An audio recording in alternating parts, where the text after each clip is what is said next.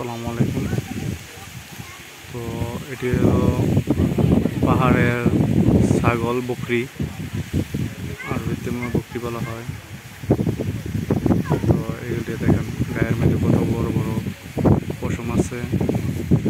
তো এগুলা এই পাহাড়ে উঠতে পারে এবং কি এই পাহাড়ে এটির বসবাস, ওইখানে যাইয়া খাবার খায়। কত বড় বড় পাহাড়, আল্লাহর কি কুদরত, কত সুন্দরভাবে আল্লাহ এই বড় বড় পাহাড় সৃষ্টি করে রাখছে এবং কি আগলে রাখছে।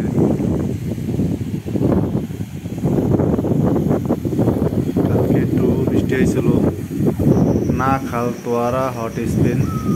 তো আল্লাহর কুদরতের থেকে পাহাড়ের ভিতর থেকে গরম পানি আসতেছে। এখানে অনেক পর্যটক আসে এখানে, অনেক দূর দূরান্ত থেকে, দুবাই থেকে, সৌদি আরব থেকে অনেক পর্যটক আসে এখানে। ঈদের সময় অনেক ভিড়।